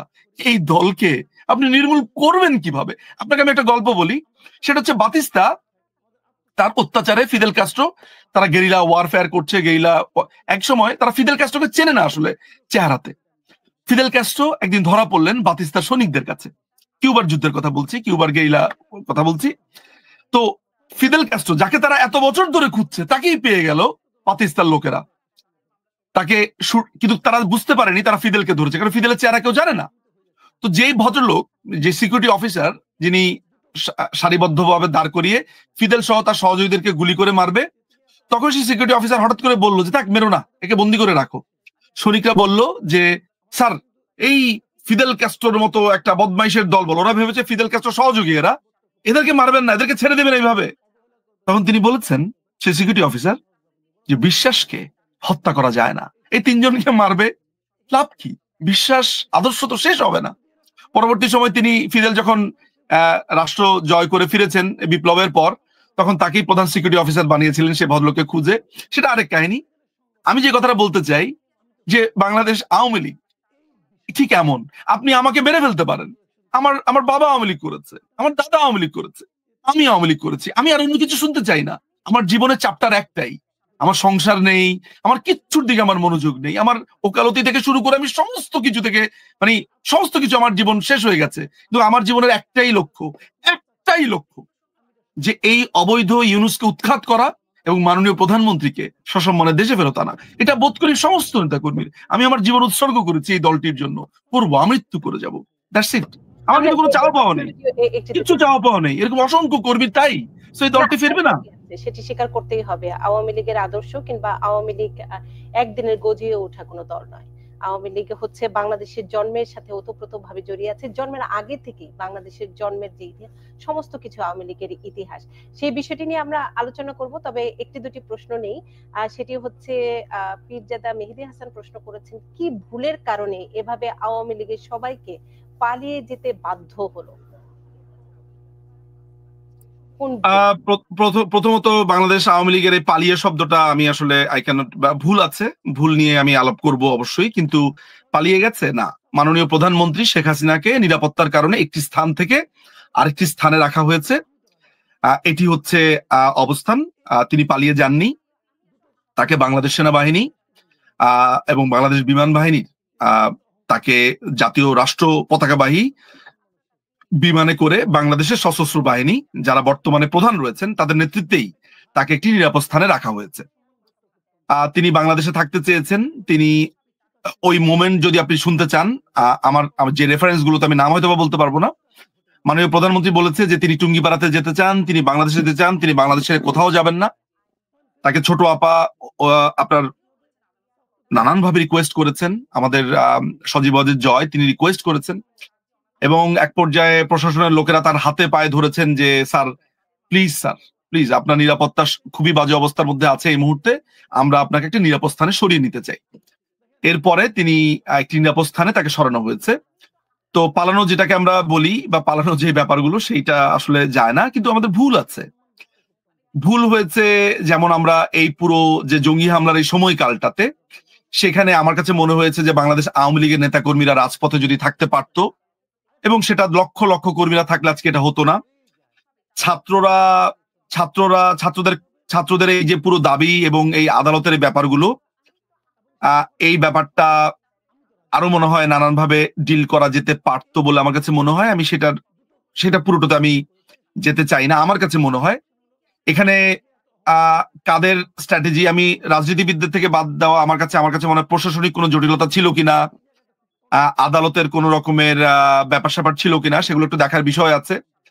বাংলাদেশ আওয়ামী লীগ একটা বড় ধরনের ভুলের জায়গা আমি বলবো যে বাংলাদেশের আওয়ামী লীগের যেই সংগঠন, তাদেরকে সমাবেশের মাধ্যমে রাষ্ট্রে, আমার কাছে মনে হয় সেই সময়টাতে রাস্তাতে আরো আমরা নামতে পারতাম, লক্ষ লক্ষ লোকের সমাবেশ হতে পারতো। আপনি জানেন যে এটি জামাত শিবির, হিজবুত তাহরির, এদের ছেলেমেয়েরা, এদের বাচ্চা কাচ্চারাই নানানভাবে সাধারণ মানুষের মগজ ধুলাই করেছে।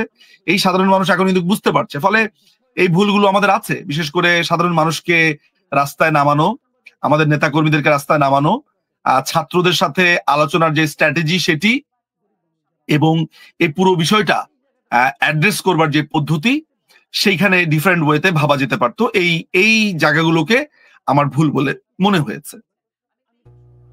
আর সেক্ষেত্রে আমি যদি আরেকটু যুক্ত করি যে ভুলগুলোর মধ্যে অন্যতম ভুল হচ্ছে, অনেকেই বলেন আওয়ামী লীগের যারা ত্যাগী নেতা কিংবা যারা দীর্ঘদিন ধরে আওয়ামী লীগের সাথে যুক্ত ছিলেন তাদেরকে দূরে সরিয়ে দিয়েছিলেন শেখ হাসিনা। আপনি কি একমত? কাকে দূরে ঠেলে দিয়েছেন? যারা ত্যাগী নেতা, যারা আওয়ামী লীগকে সত্যিকার অর্থে ভালোবাসে, তাদেরকে অনেকেই দূরে সরে যেতে বাধ্য হয়েছে। আমরা যেটি হাইব্রিড বলি, এরকম আওয়ামী লীগের অনেক লোকজন শেখ হাসিনার কাছে চলে এসেছিলেন। আপনি কি একমত কিনা? আমার কাছে, আমি এই জায়গাটাতে বলি, সেটা হচ্ছে যে প্রথমে আমাদেরকে স্মরণে রাখতে হবে একটা ব্যাপার, যে মাননীয় প্রধানমন্ত্রী শেখ হাসিনা বাংলাদেশ আওয়ামী লীগের সভানেত্রী একজন মানুষ এন্ড অফ দ্য ডেতে, ঠিক আছে? এই দলের যদি 42% ভোটও আমি না ধরি, যদি আমার কাছে ডাটা আছে সেই অনুযায়ী 42% ভোট আছে, সেটাকে না ধরে যদি আমি 30%ও ধরি, সোজা 12% কমিয়ে দিয়েও ধরি, তাহলে মোট ভোটারের একটা বড় অংশ বাংলাদেশ আওয়ামী লীগের। এই দলের ভেতরে নানান ধরনের রাজনীতি আছে, উপজেলা ভিত্তিক রাজনীতি, থানা ভিত্তিক রাজনীতি, গ্রাম ভিত্তিক রাজনীতি, দ্বন্দ্ব আছে, বৈরিতা আছে, এটি সব দলেই বোধ করি আছে। এটা ঠিক, বাংলাদেশে অনেক ত্যাগী নেতা কর্মীরা, অভিমান তাদের রয়েছে, কিন্তু আসলে কি দূরে চলে গেছে? আপনি একটু জিজ্ঞেস করুন তো আজকে, আপনি এই প্রোগ্রামে একটু প্রশ্ন রাখুন, যাদেরকে বলছেন দূরে চলে গেছে বা যারা, তারা সবাই আজকে নেত্রীর ছায়াতলে এসে দাঁড়িয়েছে। আমি অসংখ্য নেতাকর্মীকে চিনি যাদের অভিমান ছিল, হ্যাঁ, অভিমান, দূরে সরে থাকা, তা নয়, দূরে সরিয়ে দেয়া হয়েছে। এই ব্যাপারগুলো আসলে খুবই, আমি মনে করি যে যেহেতু এটি একটি দলের নানান ধরনের সেন্সিটিভ ইস্যু, আমি আসলে এই দুর্যোগপূর্ণ সময় আমি এই ব্লেম গেমগুলো খেলতে চাই না।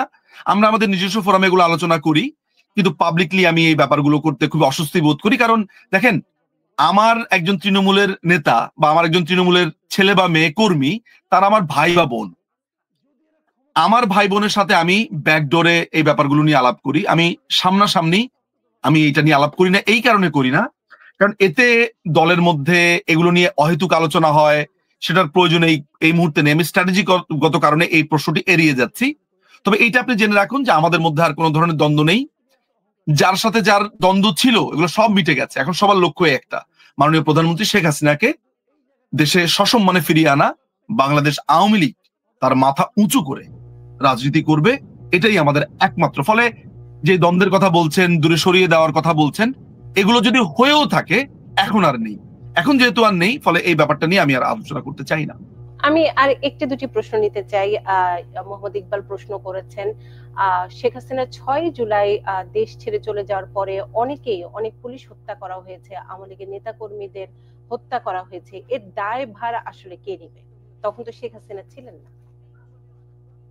কোনটা দায়ভার? সরি, 6 জুলাই যখন চলে যান শেখ হাসিনা, তারপরেও তো অনেককে হত্যা করা হয়েছে, কারণ যে 5ই অগস্ট বিচার করার যে বিষয়টি চলে আসছে, তো উনি বলছেন 36 জুলাই শেখ হাসিনা দেশ ছেড়ে চলে, মানে 5ই আগস্টের পরে তারপর যে হত্যা যেগুলো হয়েছে, পুলিশ হত্যা, মানুষ হত্যা, তার দায়ভার কে নেবে?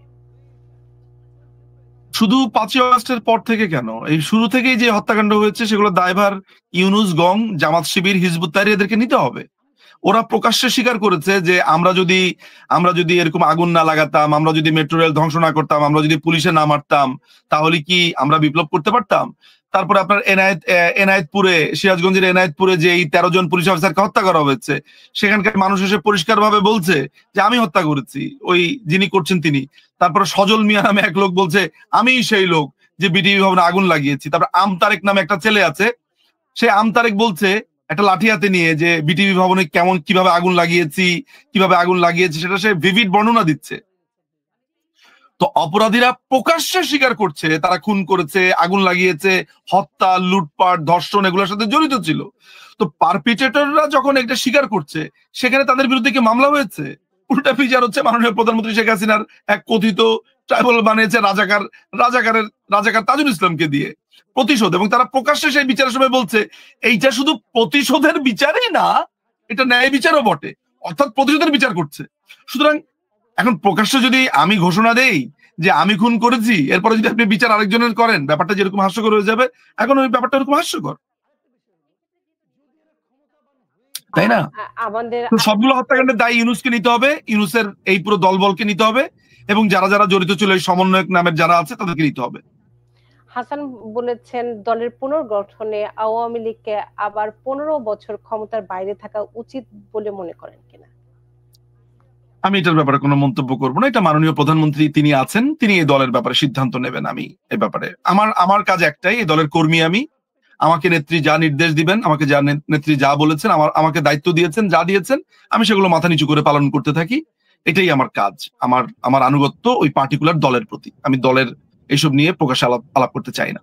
না, আজকেও আমাদের অনুষ্ঠানের যে ডিজাইনটি ছিল, এটি মূলত ছিল বাংলাদেশের গণতন্ত্র এবং নির্বাচন। যেহেতু আরেকজন আসেননি, সে কারণে পুরোপুরি বাংলাদেশের আওয়ামী লীগ এবং আওয়ামী লীগের অবস্থান, ভবিষ্যৎ আওয়ামী লীগের কি হবে, সেদিকেই মূলত থিমটি একটু ডাইভার্ট করা হয়েছে নিজু মজুমদার।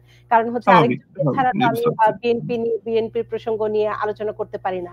আর আপনি তো আমাকে তখন আমার সাথে তর্ক বিতর্ক করতে চাইবেন, যেটি আমি চাচ্ছি না। আমি চাচ্ছি আপনাকে প্রশ্ন করতে, আপনার কাছ থেকে উত্তরগুলো। না, মানে তর্ক বিতর্ক ঠিক না, ধরেন কিছু পার্টিকুলার ওয়ার্ডিং গুলো আমার জন্য, আমরা গণমাধ্যম, আই আন্ডারস্ট্যান্ড যে আপনি একটা সাধারণ মানুষের কাতার থেকে ওইভাবে ভাবছেন, আমি সেটা বুঝতে পারি। কিন্তু তারপরেও একজন আইনজীবী হিসেবে এগুলো কারেক্ট করে দেওয়ার দায়িত্ব আমার, আমি মনে করি। আপনি একজন, কারণ বাংলাদেশের যারা, বাংলাদেশ কেন, সাংবাদিকরা হচ্ছে, আমি বলি যে সাংবাদিকরা হচ্ছে দেশকে সঠিক রাস্তাতে রাখার জন্য একটা বড় মাধ্যম। ফলে আপনাদের উপরে দেশের আশা আকাঙ্ক্ষার আপনারা সংবাদগুলো তুলে ধরেন, বিশ্লেষণ করেন। আপনারা না থাকলে আমরা অনেক কিছু জানতেও পারবো না। ফলে আমি অত্যন্ত ঔদ্ধত্য দেখিয়েছি বটে, আপনাকে কোনো কিছু ধরিয়ে দেওয়া বা শেখানো, এটা আমার ঔদ্ধত্যের মধ্যেই পড়ে। তারপরেও আপনার সাথে আমি শেয়ার করেছি আমার ভাবনাটা।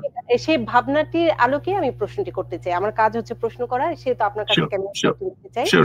ধরেন আপনার ভাষা মতে আমি যে ভুলটি করেছি, আমি তাকে সাবেক প্রধানমন্ত্রী বলেছি। আপনি কেন বর্তমান প্রধানমন্ত্রী বলবেন? আমরা এটির অনেক ভাষা পেয়েছি, কিন্তু আপনার ভাষাটি, আপনার যুক্তিটি আমি একটু দর্শকদের জানাতে চাই। আচ্ছা, এটা তো সিম্পল, এটা আমাদের সংবিধানে লেখা আছে তিনি কেন প্রধানমন্ত্রী। কারণ হচ্ছে যে তিনি কোনো পদত্যাগ করেননি। আপনি জানেন যে কোনো পদত্যাগপত্র পাওয়া যায়নি, পদত্যাগপত্র দেওয়াই হয়নি, পাওয়া যাবে কিভাবে? ফলে আমাদের সংবিধানে রয়েছে যে মাননীয় প্রধানমন্ত্রী, যিনি প্রধানমন্ত্রী থাকেন, ইলেকশনের সময় তিনি প্রধানমন্ত্রী থাকবেন, পরবর্তী প্রধানমন্ত্রীর কাছে ক্ষমতা বুঝিয়ে দেওয়ার আগ পর্যন্ত বা নির্ধারিত হওয়ার আগ পর্যন্ত। আবার তিনি যদি নতুন করে প্রধানমন্ত্রী হন, তিনিই থেকে যাবেন। তিনি না থাকলে নতুন যিনি হবেন তার কাছে দায়িত্ব বুঝিয়ে দিবেন, এবং ইলেকশন হওয়ার আগ পর্যন্ত, ইলেকশনের সময় তিনি থাকবেন, ক্ষমতা আরেকজনের কাছে হস্তান্তর করার আগ পর্যন্ত তিনি প্রধানমন্ত্রী থাকবেন। তো এখন পর্যন্ত কোন ইলেকশন কি হয়েছে এখনো পর্যন্ত কি তার পদত্যাগ পত্র আপনি পেয়েছেন? যদি পদত্যাগ পত্র দিয়েও থাকতো, ধরা যাক তিনি দিয়েছেন পদত্যাগ পত্র, তারপরেও আমাদের 57 বি ধারা অনুযায়ী পদত্যাগ পত্র দেওয়ার পরেও পরবর্তী নির্বাচনের আগ পর্যন্ত তিনি প্রধানমন্ত্রী। ফলে আইন অনুযায়ী প্রধানমন্ত্রী, এবং যেটা সংবিধানে বিধৃত রয়েছে, এটা আমি নতুন করে বানাইনি আসলে। সো যারা পাঠকরা রয়েছেন, দর্শকরা রয়েছেন, তারা আমাদের সংবিধানটা খুলে সেটা 57 ক খ গ এটা দেখে নিতে পারেন, 1 2 3 আর কি। আমরা আরেকটি প্রশ্ন নেই। মোহাম্মদ ইকবাল আরেকটি প্রশ্ন করেছেন, তিনি বলেছেন সেনাবাহিনীর ম্যাজিস্ট্রেসি পাওয়ার থাকা সত্ত্বেও কেন তারা সব হত্যা বন্ধ করতে পারে নাই? ইভেন তারা এটাও বলেছে 9 মাসে অনেক হত্যা করা হয়েছে এবং এটি বোঝা যায় 9 মাসে যা হয়েছে সেটি কি সেনাবাহিনীর হাত ধরেও হয়েছে কিনা। তিনি আসলে সেনাবাহিনীর সম্পৃক্ততা নিয়ে বিষয়টি আরেকটু জানতে চান। বাংলাদেশ সেনাবাহিনীর ব্যাপারে আমার প্রতি একটা ইনস্ট্রাকশন আছে খুবই সাবধানে কথা বলার জন্য, ফলে আমি সেনাবাহিনীর ব্যাপারে অনেক কিছুই আসলে আমাকে একটু স্ট্র্যাটেজিক্যালি বলতে হয়। তবে ব্যক্তি নিঝুম মজুমদার হিসেবে, বাংলাদেশ আওয়ামী লীগের সমর্থক অনুরাগী হিসেবে নয়, ব্যক্তি নিঝুম মজুমদার হিসেবে আমি বাংলাদেশ সেনাবাহিনীর কিছু মানুষের দায়িত্ব দেখি। পুরো সেনাবাহিনীকে আমি দোষী সাব্যস্ত করতে পারি না। কিছু মানুষের দায় রয়েছে, কিছু মানুষের সিরিয়াসলি তাদের বিট্রিয়াল নিয়ে প্রশ্ন করা যেতে পারে। কিছু মানুষের আমি বলবো যে তারা দায়িত্ব ঠিকভাবে পালন করেননি, সেটা বলা যেতে পারে। কিন্তু সমগ্র সেনাবাহিনীকে দোষী সাব্যস্ত আমি করব না, সেটা খুবই ইলজিক্যাল হবে। এতটুকুই শুধু বলবো যে ইয়েস, সেখানে এই হত্যাকাণ্ড বা এই ঘটনাগুলোতে, যেমন ধরা যাক যে আমি দেখেছি উৎস নামে একটা ছেলেকে তারা পেটাচ্ছে, পিটাতে মেরে ফেলছে পুরা প্রায়। তারা আপনার চিটাগংয়ের আপনার ওই কর্নেল, কি নাম যেন, কর্নেল ফেরদৌসের নেতৃত্বে লুটপাট হয়েছে। সেই লোক সোনাদানা চুরি করেছে আপনার ওইখানে হিন্দু ধর্মাবলম্বী যাদের আছে, হাজারি গলি নামে একটা জায়গা আছে চিটাগংয়ে, সেখানে গিয়ে এই কর্নেল ফেরদৌসের ব্যাপারে কোনো ব্যবস্থা নেওয়া হয়েছে? তারপরে কর্নেল ক্যাপ্টেন তানভীর, এর ব্যাপারে একটা সিরিজ নিয়ে আমি আসবো অচিরেই। এই ছেলেটি আপনার রীতিমতো মিষ্টি খাইয়েছে, ব্যানার করেছে, আপনার জামাত ইসলামের লোকজনদেরকে নিয়ে এসে উল্লাস প্রকাশ করেছে। তার ব্যাপারে ওয়াকারুজ্জামান কোনো ব্যবস্থা নিয়েছে? নেয়নি। তো এরকম পার্টিকুলার বেশ কিছু সেনা অফিসার আছে, সেনাবাহিনীর লোকেরা আছে, যারা রীতিমতো বিএনপি, জামাত, তারপরে হিজবুত তাহরীর একেবারে খোলস ছেড়ে তারা সামনে এসে উল্লাস করেছে, কাজ করেছে। ফলে এই পুরো ব্যাপারগুলো সেনাবাহিনীর পোশাক পরে যেহেতু করেছে, আমরা অঙ্গুলি নির্দেশ করতে পারি। তারপরেও আমি স্ট্র্যাটেজিক্যাল কারণে বা নানান কারণেই পুরো সেনাবাহিনীর দিকে আমি আসলে দোষের যে তীরটি রয়েছে সেটি আসলে সিঙ্গেল আউট করতে পারি না বা দেখাতে পারি। এই মুহূর্তে আজকে দাঁড়িয়ে আমি যদি বলি, আজকে জুনের 13 তারিখ, নিউ ইয়র্কে রাতের বেলা, বাংলাদেশের ভবিষ্যৎটি আসলে আপনি কেমন দেখতে পাচ্ছেন? এখন থেকে দাঁড়িয়ে আপনি আগামী 6 মাস বলতে পারেন, 1 বছর, কিংবা বর্তমান সময়ের আলোকে সমীকরণ আপনি যদি বিশ্লেষণ করেন সেই আলোকে। দেখুন, আপনি একটা জিনিস চিন্তা করে দেখুন, ধরা যাক বাংলাদেশ আওয়ামী লীগ তো নেই, এখন ক্ষমতার মধ্যে নেই, ক্ষমতা বলয়ে নেই। বাংলাদেশ আওয়ামী লীগকে সবসময় বলা হয় যে তারা নাকি মুক্তিযুদ্ধের ব্যবসা করেছে, চেতনার ব্যবসা করেছে। অর্থাৎ আমরা মুক্তিযুদ্ধকে নানানভাবে সেল করেছি শ্রদ্ধার পরিবর্তে। তার মানে যারা এই কথাগুলো বলছে তারাই তো আজকে এই ক্ষমতা দখল করেছে। তারা কি করেছে? তারা মুক্তিযুদ্ধকে ক্রমাগতভাবে অশ্রদ্ধা করেছে। তারা মুক্তিযোদ্ধাদেরকে এখন সহকারী মুক্তিযোদ্ধা বানিয়েছে, মুক্তিযোদ্ধাদেরকে পিটিয়েছে, লাঞ্ছনা করেছে, ভাতা বন্ধ করেছে। তার মানে তারা যে ব্লেমটা করতো, আমি আপনার প্রশ্নের উত্তরটা কিভাবে এটার সাথে অ্যালাইন করছি সেটা আসছি। তারা যে ক্লেমটা করতো যে আমরা হচ্ছে চেতনা ব্যবসা করি, আসলে তাদের মনে মনে এই রাগটাই ছিল যে আমরা মুক্তিযোদ্ধাদেরকে এত সম্মান করছি কেন, মুক্তিযুদ্ধকে এত সম্মান দিচ্ছি কেন। ওই কথাটা তারা বলতে পারেনি বলে তারা আমাদেরকে এই সম্মানটাকে তারা ব্যবসা বলে অভিহিত করেছে। অর্থাৎ তাদের মনের ভিতরেই ছিল সব খারাপ জিনিসপত্র, অথচ আমরাই স্বাভাবিক আচরণ করেছি। জয় বাংলা শব্দটা তো বিএনপিরও হতে পারতো। বিএনপি যদি তাদের বক্তব্যের পরে জয় বাংলা বলে বা জয় বঙ্গবন্ধু বলে, তাহলে কি তাদের জনপ্রিয়তা কমতো না বাড়তো? তাহলে কি এককভাবে বঙ্গবন্ধুটা আমরা বলতে, মানে মানুষজন বলে যে এককভাবে বঙ্গবন্ধুর দাবিদার আমরা, তাই কি সেটা বলতে পারতো? এখন যদি প্রত্যেকটা মানুষ ইন্ডিয়ার মতো, যেমন মহাত্মা গান্ধী, বাপুজি বা নেতাজি, বিজেপি, কংগ্রেস নির্বিশেষে সবাই এদেরকে কার্ল ফিগার মানে, তাহলে বঙ্গবন্ধুকে যদি সবাই কার্ল ফিগার মানতো, আমি ধরে রাখলাম যে বঙ্গবন্ধুকে মানে না। জয় বাংলা তো মুক্তিযুদ্ধের স্লোগান ছিল, এটা বিএনপি তার বক্তব্যের পরে জয় বাংলা স্লোগান দিতে সমস্যা কোথায় ছিল? তাহলে তো আর এটা কখনো আমরা বলতে পারতাম না জয় বাংলা স্লোগানটা আমাদের। এখন তো আমাদের এই আধিপত্য বা এই জায়গাটা আমরা মানে আমরা বলতে বলতে সম্মিলিতভাবে আওয়ামী লীগ এটা দাবি করে না, যারা যারা দাবি করে সেক্ষেত্রে তো আমরা বলি যে আমরা এটার চর্চা করেছি, আমরা এটাকে দেখে রেখেছি, তাই না? ব্যাপারটা তো তাই। তো আলটিমেটলি এই মুক্তিযুদ্ধকে প্রিজার্ভ করেছে কারা?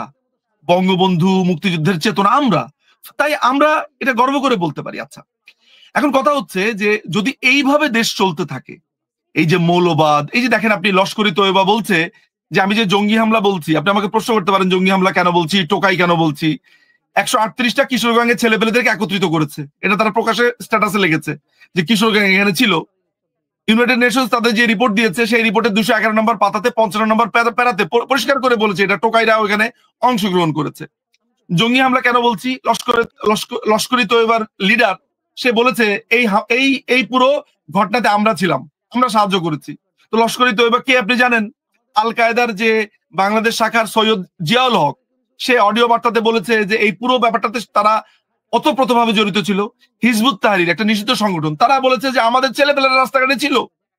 তাহলে এটাকে জঙ্গি হামলা, টোকাই হামলা, এতে এইভাবে যদি চলতে থাকে বাংলাদেশ ভবিষ্যৎ ভয়ঙ্কর একটা ফেইল্ড স্টেটস আমরা বলতে পারি, একটা ব্যানানা রিপাবলিক। খুবই সার্কাজম হইতে বলা হয় ব্যানানা রিপাবলিক, যার কোনো আশা নাই ভরসা নাই। আমাকে একটি বিশেষ দূতাবাসের একজন কর্মকর্তা সেদিন টেলিফোনের মধ্যে আমাকে বলে, তিনি বলছিলেন আচ্ছা আওয়ামী লীগ বিএনপি বাদ দাও তো নিঝুম, তুমি আমাকে একটা কথা বলো তো, আচ্ছা তোমরা আসলে এমন কেন? মনে হচ্ছে যে তোমরা একজনের মাংস আরেকজন খাওয়ার আগ পর্যন্ত কেউ ঠান্ডা হবা না। একদম টেলিফোনে আমাকে সপ্তাহ তিনেক আগে বলেছে। তো আমি তাকে বলেছি যে কেন মনে হচ্ছে, তখন বললো যে কি দেখি যে চারিদিকে ঘৃণার চাষাবাদ, কি কাকে মারবে এই দল, মানে ভয়ঙ্কর, মানে একজন আরেকজনকে না মারা পর্যন্ত এটা শেষ হবে না। তো দেখেন আপনি পয়লা বৈশাখে একটি লাল পাড়ের লাল সাদা একটি শাড়ি পরতে পছন্দ করেন, আপনি একটু পান্তা ইলিশ খান, আপনি একটু মাটির ভারে করে একটু পান্তা ভাত খেতে চান, একটু আলু ভর্তা খেতে চান, একটু ইলিশ মাছ খেতে চান, আপনাকে সেটা করতে দেবে না, এটা নাকি হারাম, নিয়ে এসছে ধর্ম। আপনি একটা সুন্দর করে একটা স্লিভলেস ব্লাউজ পরে রাস্তায় হাঁটছেন, আপনাকে হাঁটতে দিবে না, বেশরম মাইয়া এইভাবে বলে আপনাকে অভিহিত করবে। আপনি একটু চুলটা সুন্দর করে আঁচড়াতে পারবেন না, চুল খোলা রাখলো কেন, হিজাব পরে না। আপনি একটা সুন্দর শাড়ি পরবেন, জামা পরবেন, আপনাকে করতে দেবে না। আপনি প্যান্ট পরেছেন, টাকনুর উপরে প্যান্ট পরেনি কেন, ছেলেদেরকে ধরে বসবে, চুল এইভাবে কেটেছে কেন, এইভাবে না কেন, ওইভাবে না কেন। অর্থাৎ ইনভিজিবলি আপনাকে একটা ভয়ঙ্কর গোষ্ঠী আপনাকে ঘিরে ধরেছে, আপনার বাক স্বাধীনতা, আপনার চিন্তা ভাবনা তারা নিয়ন্ত্রণ করতে চাইছে। এরা ইনভিজিবলি একটা, আপনি দেখতে পাননি তাদেরকে, তারা আপনার আশেপাশে বড় হয়ে উঠেছিল এতদিন। আমরা এই জায়গাতে ফেইল করেছি। ওই যে যে ভদ্রলোক বলেছেন আমাদের ভুলগুলো কোথায়, আমরা ফেইল করেছি। জামাত শিবিরকে আমরা কনফ্রন্ট করতে পারিনি, এদেরকে আমরা ট্রিট করতে পারিনি। হিজবুত তাহরির, এদের গ্রোথ আমরা কমাতে পারিনি, হয়তোবা দমিয়ে রেখেছি, কিন্তু ভেতরে ভেতরে তারা সংগঠিত হয়েছে। সো এইভাবে যদি চলতে থাকে এটা একটা ফেইল্ড বা একটা ব্যর্থ রাষ্ট্রতে পরিণত হবে। আমি একটা ভয়ঙ্কর ভবিষ্যৎ দেখতে পাই। বাংলাদেশ আওয়ামী লীগের আসার দরকার নেই, মুক্তবুদ্ধির মুক্তিযুদ্ধের মানুষরাই আসুক না, ঠিক আছে, আমরা খুব খারাপ, কিন্তু সেই মুক্তিযুদ্ধের মুক্তবুদ্ধির মানুষরাই তো আজকে সঙ্গীন, তাদেরকে ঘর ছাড়া। ফলে এই জন্যই বলি Bangladesh Awami League is the answer, Sheikh Hasina is the answer.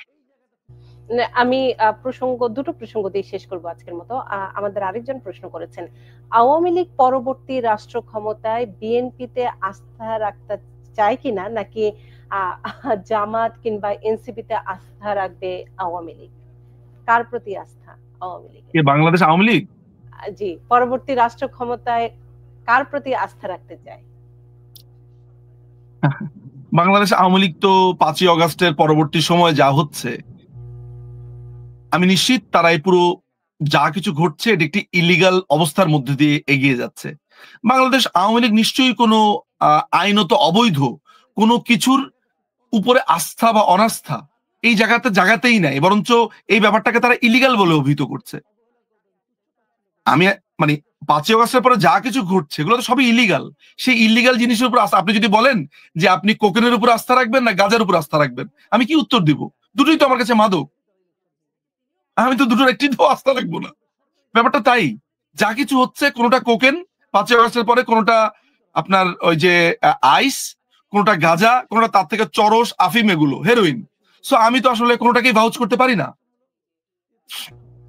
আপনার উত্তরটি নিশ্চয়ই দর্শক পেয়ে গেছেন। আমরা শেষ করব যে বিষয়টি নিয়ে শুরু করেছিলাম এবং যে বিষয়টি মূলত আজকে আমার পুরো টক শোর ডিজাইন ছিল, ডিজাইনটি পরবর্তীতে পরিবর্তন করতে হয়েছে। আপনাকে হয়তো পরবর্তীতে আমি আরো আরেকজনের সাথে এনে বিষয়গুলোর বিশ্লেষণ করার চেষ্টা করব। সেটি হচ্ছে তারেক রহমানের সাথে বৈঠক করলেন, টিউলিপের সাথে বৈঠক করলেন না, এবং ইউনূস সরকারের আমরা দেখছি 10 মাসে প্রায় 11টি বিদেশ সফর, এবং ব্রিটেনেও যে কাজগুলো হয়েছে নিঃসন্দেহে এটি আমরা গণমাধ্যম কর্মী হই, সাধারণ মানুষই হই, বাংলাদেশের জন্য সম্মানজনক কিছু হয়নি। কারণ এটি আসলে এক ধরনের অসম্মানিতই হয়েছে বাংলাদেশ, আমি বলবো না ইউনূস হয়েছে, কারণ তিনি যেহেতু বাংলাদেশের এখন প্রতিনিধিত্ব করে গিয়েছেন, সেটি পুরো বাংলাদেশ অপমানিত হয়েছে।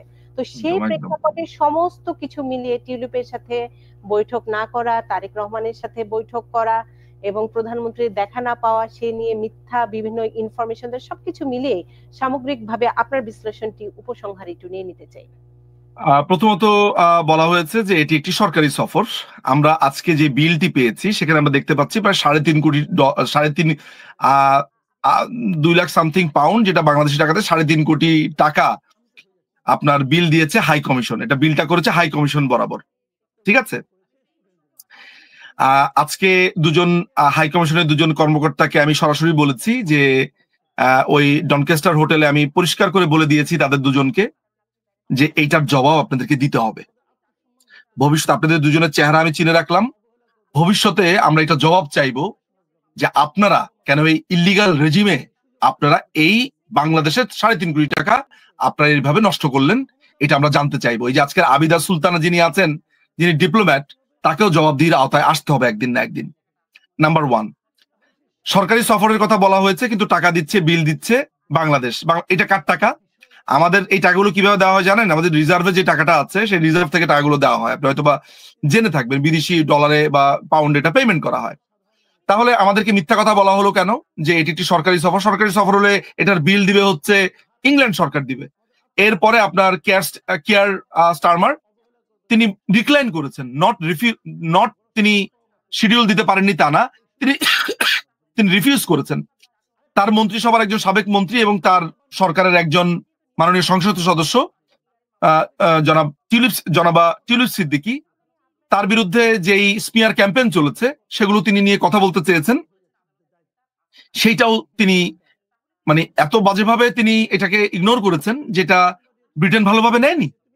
কারণ এন্ড অফ দ্য ডেতে তিনি ব্রিটেনের একজন সংসদ সদস্য, ব্রিটেনের নাগরিকদের প্রতিনিধি করেন তিনি। অথচ তিনি রূপা হক, তারপরে আরো যারা যারা আছে, তারা যাদেরকে আমরা খুবই জামাতের প্রতি সফট বলে মনে করি, তাদের সাথে গিয়ে তিনি মোটামুটি নাচানাচি করে আসলেন, সেখানে গিয়ে আমরা দেখলাম সেগুলো। তো আলটিমেটলি এটা আমার কাছে মনে হয়েছে যে এই যে তিনি খালি দেশ ঘুরছেন আর ঘুরছেন, ওই যে সরকারি মাছ দই হামের ডাল এই অবস্থার মধ্যে চলছে, কিছু তো পায়নি, বরঞ্চ বাংলাদেশের এই পতাকা অবদমিত হয়েছে, অপমানিত হয়েছে, এবং বাংলাদেশের মানুষের যে ট্যাক্সের টাকা, তার উদয় অস্ত পরিশ্রম করে যে টাকা বাংলাদেশ গভর্নমেন্টকে দেয় সে ট্যাক্স, বা যারা বিদেশ থেকে টাকা পাঠায় যে রেমিটেন্সের টাকা, এটা তারা এই বিদেশি স্যান্ডউইচ, আপনার টোস্ট, পাউরুটি, জ্যাম, জেলি আরাম করে এই 3-4 দিনে ব্যয় করেছে। আমার টাকা দিয়ে, এটা আমারও টাকা আছে তাই না, এটা আপনারও টাকা আছে, আরাম করে জ্যাম জেলি খেয়েছে, মুরগির রান খেয়েছে, হ্যাঁ, আরাম করে জীবনযাপন করে এসেছে। এই তো আপনারা আমার টাকায় মুরগি রান খেয়েছে। যদিও এই প্রশ্নটি আমি অন্য আরেকজন থাকলে করলে ভালো হতো, কারণ আপনার কাছে উত্তরটি কি হবে আমি জানি। সেটি হচ্ছে আমরা খুব, কেন আমার এই উত্তরটাকে আপনার সঠিক বলে মনে হচ্ছে না? না না না, এই উত্তরটি না, আমি যে পরের প্রশ্নটি করব সেটি নিজে মজুমদার। সেই প্রশ্নটি হচ্ছে যে আমরা ধরেন গণমাধ্যম কর্মী হই, আইএলটিএস স্টুডেন্ট হই, যেভাবেই হই, আমরা জানি একটি রাষ্ট্রীয় সফরের অর্থটি কি। তার মানে হচ্ছে একটি স্কেডিউল আগে থেকেই থাকবে, এবং এটি আমি গিয়ে দেন দরবার করব, আমি গিয়ে তার সাথে দেখা করতে পারবো কিনা তখন গিয়ে, এটি কিন্তু না। রাষ্ট্রীয় সফর মানে অন্য মিনিং, আপনি সেটির ব্যাখ্যাটি দিয়েছেন, সে কারণে আমি বলছিলাম যে আরেকজন থাকলে তার কাছ থেকেও হয়তো অন্যরকম আরেকটি ব্যাখ্যা পেতাম। সেই প্রসঙ্গটি আমি বলেছি। উপসংহারে আজকের মতো কি বলবেন? আপনাকে ধন্যবাদ দিব আমি, কারণ আপনি আজকে অনেক, বিশেষ করে আওয়ামী লীগের অনেক বিষয় নিয়ে, যারা আওয়ামী লীগকে সত্যিকার অর্থে ভালোবাসে, কোনোদিন পথ ছিল না হয়তো তাদের, কিন্তু তারাও আশার বাণী কিংবা একটি স্বপ্ন দেখতে চায়, আপনার কথার মাধ্যমে সেই স্বপ্নটি তারা পেয়েছে। আর কি বলবেন উপসংহারে? প্রথমত আপনাকে বলে রাখি যে বাংলাদেশ আওয়ামী লীগের একটা পদ পাওয়া হয়তো একটা অফিসিয়াল অবস্থান হতে পারে, কিন্তু বাংলাদেশ আওয়ামী লীগকে ভালোবাসার জন্য যে যোগ্যতাটা লাগে, আমি ওই যোগ্যতা আমার হয়েছে বা ওই বুদ্ধিটা যে আমার হয়েছে যে বাংলাদেশ আওয়ামী লীগকে ভালোবাসতে হবে, আমি তার জন্যই কৃতজ্ঞ। আমরা তার জন্য কৃতজ্ঞ, আমাদের পদ লাগবে কেন? এটা হচ্ছে 1 নাম্বার অ্যান্সার। সুতরাং এই কথা আপনাকে মাথায় রাখতে হবে যে বাংলাদেশ আওয়ামী লীগকে যে এই জীবনে সমর্থন করতে পেরেছি, তাকে ভালোবাসতে পেরেছি, এটাই আমার কাছে পরম পাওয়া, নাম্বার 1। নাম্বার 2 হচ্ছে যে যে বাংলাদেশ আওয়ামী লীগ এই যে দুর্যোগের সময়, এই যে ভয়ঙ্কর অবস্থার সময়, তারা আজকে তাদের নেতা কর্মীরা একত্রিত হয়েছে। বাংলাদেশ আওয়ামী লীগের কর্মীরা মুষ্টিবদ্ধ হাতে তারা নিজেদের হাত নিজেরা ধরেছে। বাংলাদেশকে পরিবর্তন করবার জন্য এই ভুয়া, এই দখলদার জঙ্গি টোকাইদের থেকে মুক্তি পাওয়ার জন্য যে লড়াই সংগ্রামে আবির্ভূত হয়েছে, আমি বলি যে এতে করে বাংলাদেশ আওয়ামী লীগ খাঁটি হচ্ছে। আপনি যে প্রশ্নটা জানতে চেয়েছেন সেটি হচ্ছে বাংলাদেশ আওয়ামী লীগ কাদের দল হবে জানেন? বাংলাদেশে যে মানুষটি উদয় অস্ত পরিশ্রম করে, অর্থাৎ মাথার ঘাম পায়ে ফেলেন, সেটা বিলিয়নিয়ারও হতে পারে, সেটা মিলিয়নিয়ারও হতে পারে, সবাই পরিশ্রম করে, তাদেরকে আমরা একটা ট্রু সেন্স দিতে চাই। ট্রু সেন্সটা হচ্ছে এই দেশ তাদের, এটা তাদের দেশ, এই দেশের হিস্সা, এই দেশের মাটি, এই দেশের জমিন, এই দেশের আকাশ বাতাস, প্রত্যেকটা জায়গাতে তাদের অধিকার রয়েছে। এই সেন্স অফ রাইট এইটা দিতে চাই, নাম্বার 1। নাম্বার 2 হচ্ছে আমাদের তরুণরা হচ্ছে আমাদের সম্পদ, আর আমাদের যারা প্রবীণ তারা হচ্ছে আমাদের নির্দেশক। আমরা এই তরুণ এবং প্রবীণদের একটা ব্রিজ করে দিতে চাই। আমাদেরকে অনেকে মনে করে যে আমরা নাকি ক্ষমতায় গেলে এদেরকে মেরে ফেলবো, এই স্টুডেন্টরা যারা নেমেছে রাস্তাঘাটে, আমরা এদেরকে জড়িয়ে ধরবো, আমরা তাদেরকে জড়িয়ে ধরবো, আমরা তাদেরকে বলবো যে তোমরা যা করেছো এই দেশের জন্য, দেশের কথা চিন্তা করে তোমরা রাস্তায় নেমেছো। তোমরা ভেবেছিলে আমরা খারাপ, এই যে তোমরা ভেবেছো আমরা খারাপ, তাই যে তোমরা নেমেছো, এর মানে হচ্ছে তোমরা দেশের কথা চিন্তা করেছো। কিন্তু তাদের বিচার আমরা করব যারা তোমাদেরকে এই মিথ্যা কথা তোমাদের মাথায় ঢুকিয়েছে।